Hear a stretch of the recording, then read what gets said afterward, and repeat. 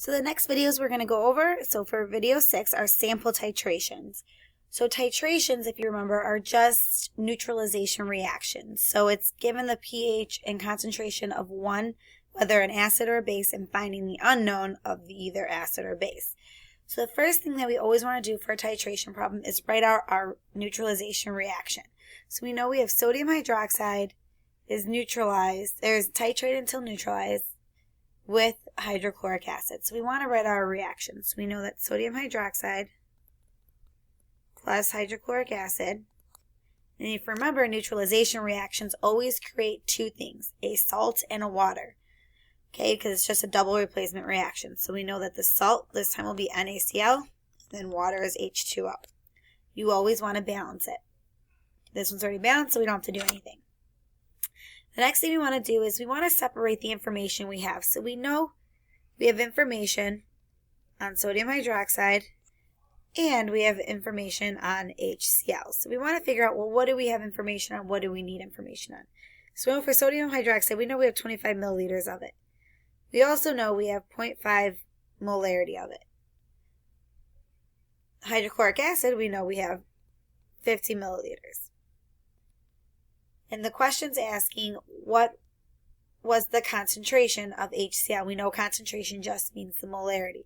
So we know we're finding, since there's only one H, we know we're just finding M. So we know M is our unknown for our HCl. Well, right now, we only have enough information with our sodium hydroxide. HCl, all we know is we have 50 milliliters of it. So we know that that was what was being titrated to find information on. So we want to find another variable for sodium hydroxide. Because remember, there's only one unit that allows us to convert from one substance to another, and that is using our moles-to-mole ratio. Well, right now we don't have moles for either of them, but we can find our moles of sodium hydroxide, because we know molarity equals moles over liters. So we can plug in our M equals moles over liters, which would be 0.025 liters. We can then go through and we can calculate that out, and we would get a total of 0.0125 moles of sodium hydroxide. That doesn't help us with any information though, because our goal is to try and find the molarity of hydrochloric acid. We're still only talking about sodium hydroxide. We know now that we have moles, we can convert that into moles of hydrochloric acid so we can have another piece of information of hydrochloric acid. So we're going to set up our mole-to-mole ratio.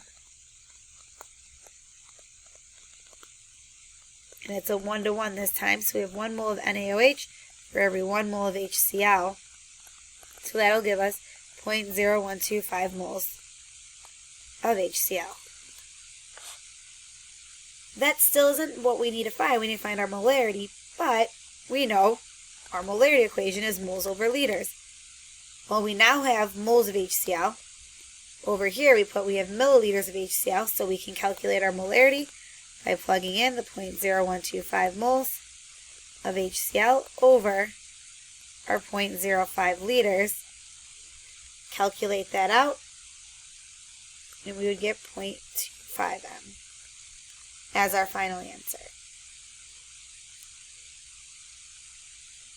Alright, so video 6 is going to be the same thing. So video 6, we're going to have our calcium hydroxide neutralizing with hydrochloric acid. So we want to write our reaction out.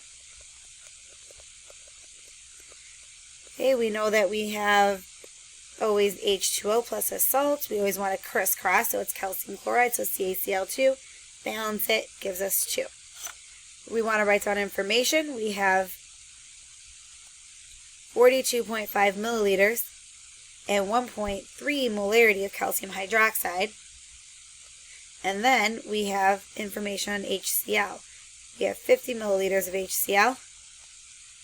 And it's asking us to find the molarity. So we know M is our unknown. So that's what we're trying to get information on.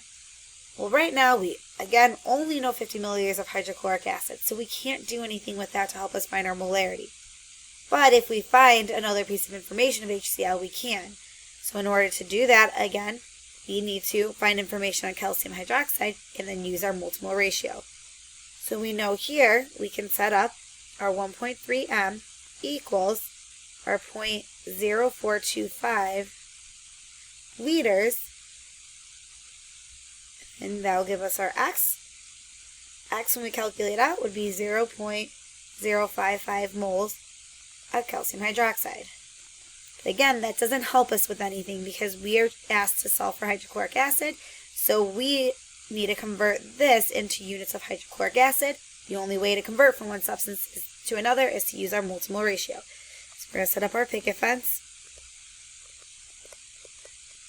and then we can plug in our mole-to-mole ratio. So we know for every 1 mole of CaOH2, we would need 2 moles of HCl.